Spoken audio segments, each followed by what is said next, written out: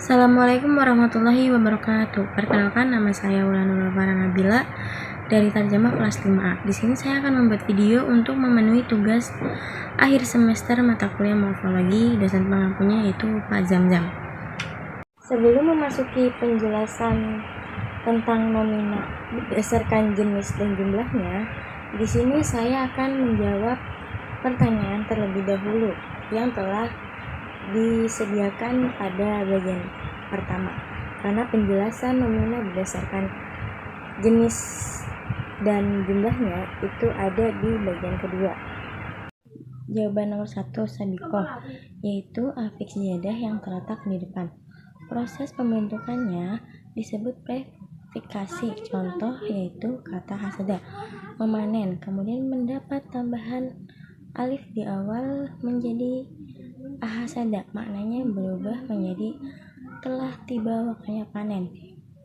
Dahilah yaitu afiks ziyadah yang terletak di tengah. Contohnya infikasi, yaitu kata oroba, dekat, yang mendapatkan tambahan alif di tengah di dalam sehingga menjadi qoribun, terus menerus mendekat. Selanjutnya untuk menjawab nomor 2, yaitu pengubahan gramatikal.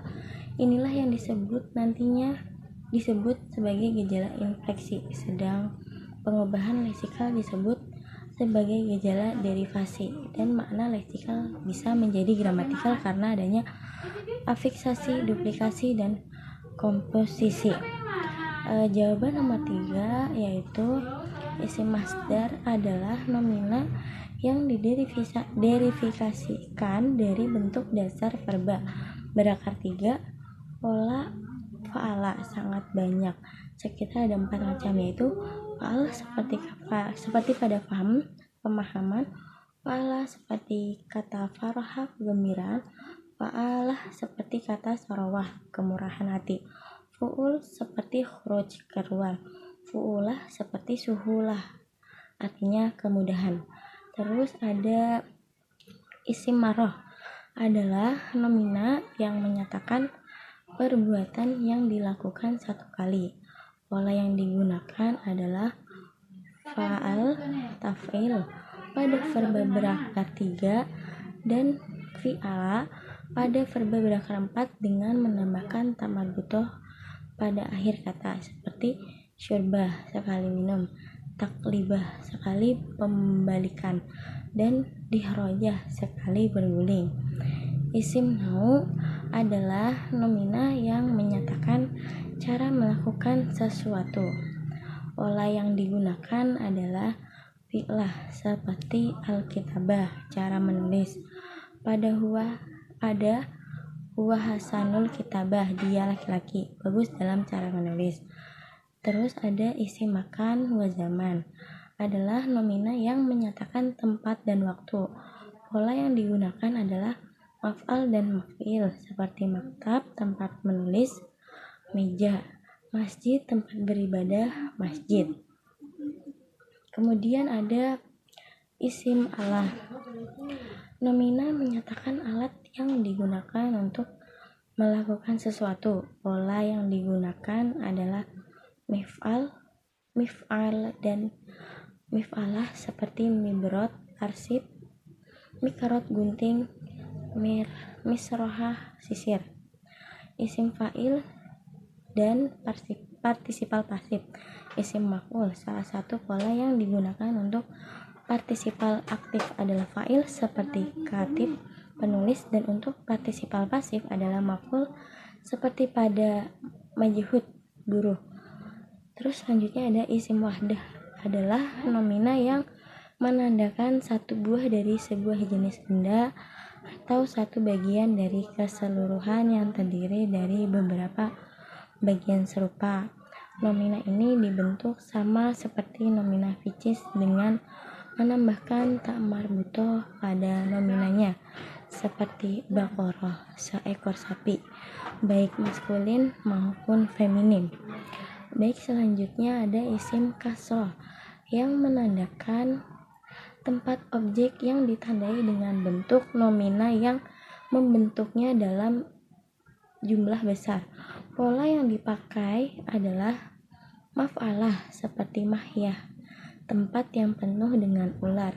Dari kata hayah, ular itu isim wi'a adalah nomina yang menyatakan sebuah wadah yang berisi sesuatu.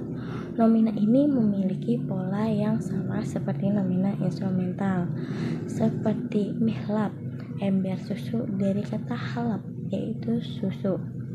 Kemudian ada isim mansub yang dibentuk dengan menambahkan sufiks ya pada kata yang derivasikan dan menyatakan bahwa seseorang atau sesuatu termasuk atau dihubungkan dengannya itu berkenan dengan asal-usul, keluarga, kelahiran, madhab, sekte, perdagangan, dan sebagainya, seperti Misri, orang Mesir. Terus selanjutnya ada nomina abstrak sifat atau isim kaifiyah, bentuk feminim. Adjektiva relatif dalam bahasa Arab merupakan nomina yang menggambarkan ide abstrak dari sesuatu yang dibedakan dari benda yang konkretnya, juga untuk mewakili bendanya yang ditandai oleh nomina primitif sebagai sebuah keseluruhan, seperti ilahiyah, ketuhanan, dari ilah yaitu Tuhan. Dan yang selanjutnya nomina diminutif, yaitu isim tasgir. Pada nomina berakar 3, pola yang digunakan adalah fu'ail, seperti jubail, bukit, dari jabal, gunung.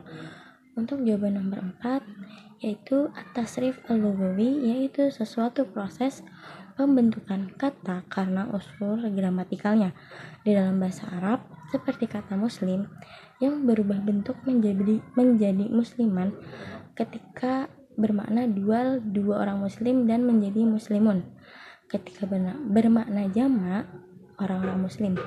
Pada bentuk jenis, contohnya kata muslim yang berarti muslim laki-laki berubah menjadi muslimah yang berarti muslim perempuan. Contoh lainnya adalah kata fahimtu, saya faham. Fahimta, kamu laki-laki faham. Fahimna, kami faham. Terus derivasi atau al-tasrif al-istilahi adalah proses pembentukan kata-kata baru atau dapat diartikan perubahan morfemis yang menghasilkan kata dengan identitas morfemis yang lain. Contoh, katab, menulis, terbentuk dari katib, penulis, kemudian kitab, buku. Lalu maktub, yang tertulis, dan maktab, yaitu meja. Katab merupakan verba dan katib merupakan nomina. Keduanya merupakan dua kelas yang berbeda. Jadi hubungan antara katab dan katib adalah hubungan derivasi atau hubungan derivasional. Yang terakhir yaitu tentang morfofonemik, disebut juga morfologi. Ia merupakan struktur bahasa yang menggambarkan pola fonologis dari morfem, termasuk di dalamnya penambahan, pengurangan, menggantikan fonem, atau perubahan tekanan yang menentukan bangun morfem. Morfosintaksis merupakan perpaduan morfologi dan sintaksis. Keduanya lazim disebut dengan elemen tata bahasa. Morfologi dan sintaksis adalah satu kesatuan komponen yang tidak dapat dipisahkan satu sama lainnya. Sebagaimana diketahui, morfosintaksis lebih mengacu pada pembagian kelas-kelas kata.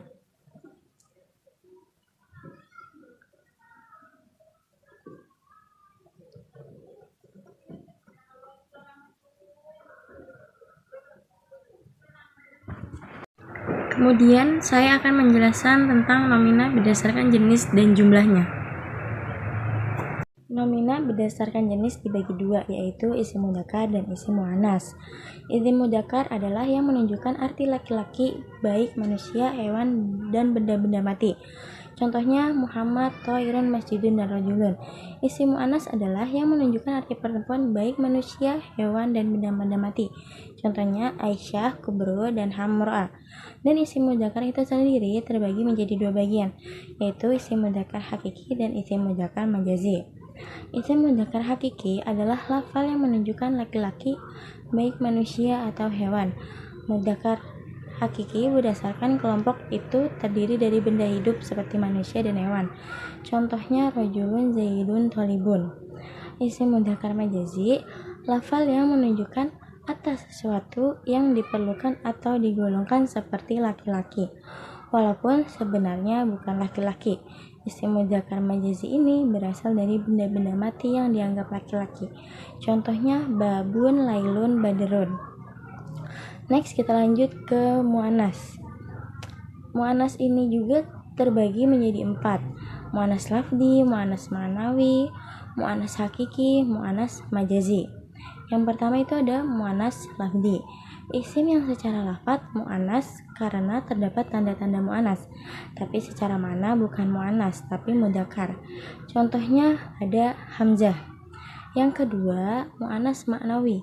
Isim yang menunjukkan pada mu'annas hakiki maupun majazi tetapi tidak ada tanda ta'nisnya. Contohnya Zainabun. Mu'annas hakiki, isim yang menunjukkan makna mu'annas dari manusia maupun hewan. Contohnya imro'atun. Mu'annas majazi, isim yang menunjukkan mu'annas pada sesuatu. Contohnya ainun. Baik, mungkin kita lanjut ke pembahasan ciri-ciri isim mudzakkar dan mu'annas. Yang pertama, kita akan membahas tanda-tanda isim mudzakkar. Pertama, ada isim yang tidak mengandung tanda-tanda dari mu'annas, yaitu mengandung dari ta ta'nis marbutoh, alif ta'nis maksuro, dan alif ta'nis mamdudah. Contohnya ada qolamun, waladun, asadun. Yang kedua, ada isim yang memang hanya digunakan untuk jenis laki-laki seperti nama orang, karena ada beberapa isim memiliki tanda mu'annas. Namun termasuk isim mu'annas adalah contohnya Tolha dan Hamzah. Kemudian ada tanda-tanda mu'annas. Pertama yaitu ada ta marbutoh, contohnya tolibah. Yang kedua alif ta'nis maksurah, yaitu alif lainah yang mengikuti akhirnya isim mu'rab. Contohnya adalah mustashfa. Yang ketiga alif ta'nis mamdudah, yaitu hamzah zaidah yang mengikuti akhirnya isim mu'rab yang sebelumnya terdapat alif. Contohnya du'aun. Lanjut ke pembagian nomina berdasarkan jumlah. Pertama ada mufrad, yaitu yang menunjukkan satu atau tunggal. Kedua ada isim tasnih atau musannah, yaitu yang memuat dua benda atau orang yang menyesuaikan kesamaan lafaz dan maknanya dengan menambahkan alif dan nun atau ya dan nun di akhir. Contohnya rajulun, rajulani. Ketiga isim jamak, yaitu memuat lebih dari satuan. Contohnya muslimuna. Dan jamak ini sendiri terbagi menjadi jamak taksir, jamak mudzakkar salim, dan jamak muannats salim. Jamak taksir adalah isim yang memuat lebih dari dua orang, yang mufradnya tidak beraturan. Contohnya kitabun, kutubun, yang mana perubahannya adalah penambahan huruf. Jamak mudzakkar salim adalah kata jamak yang tambahannya wawunun ketika rofa. Contohnya al-mu'minuna, atau ya nun ketika nasab dan jar. Contohnya al-mudarrisina. Jamak muannats salim adalah kata jamak dengan tambahan alif ta pada akhiran solihat. Nah, kata jamak yang jamak muannats salim kan antara lain isim alam muannats. Contohnya hidayah menjadi hidayat. Kaidah perubahan pembentuk isim mufrad menjadi musannah. Yang pertama, bentuk mufrad menambahkan alif nun kasroh. Contohnya muslimah nih. Yang kedua, bentuk mufrad ditambahkan ya dan nun kasroh. Contohnya muslimah ini. Yang di atas termasuk isim soheh. Kalau isim mu'tal yang akhirnya ayuwa, yang dipakai hanya dua huruf saja, yaitu a dan yu. Ayu. Lalu ada isim maksur yang akhirnya huruf ya, ada juga yang akhirnya huruf alif. Cara memuannaskan yang hurufnya alif yaitu ketambahan huruf ya sebelum huruf akhir. Ada isim mamdud yang akhirnya huruf alif hamzah. Ada dua macam. Yang pertama, alif mamdud dirubah menjadi wawu. Contohnya ahmarun menjadi ahmarau. Yang kedua, boleh diubah maupun tidak. Contohnya jazaun menjadi jazaani atau jazawani. Yang terakhir ada kaidah perubahan dari mufrad menjadi isim jamak. Pertama, jamak mudzakkar salim. Kalau isimnya marfu ditambahkan wawu sukun dan nun fathah. Kalau mansub atau majrur ditambahkan ya sukun dan nun fathah. Kedua, jamak muannas salim. Jika akhirnya huruf alif dan ya ada dua bentuk, yaitu ditambahkan huruf alif ta yang akhirnya huruf ya lalu ditambahkan wawu sebelum menambahkan huruf alif ta pada huruf yang akhirnya huruf alif. Mungkin cukup sampai sini, sekian dan terima kasih. Kalau ada kurangnya saya mohon maaf. Wallahul muwaffiq ala aqwamit thoriq. Wassalamualaikum warahmatullahi wabarakatuh.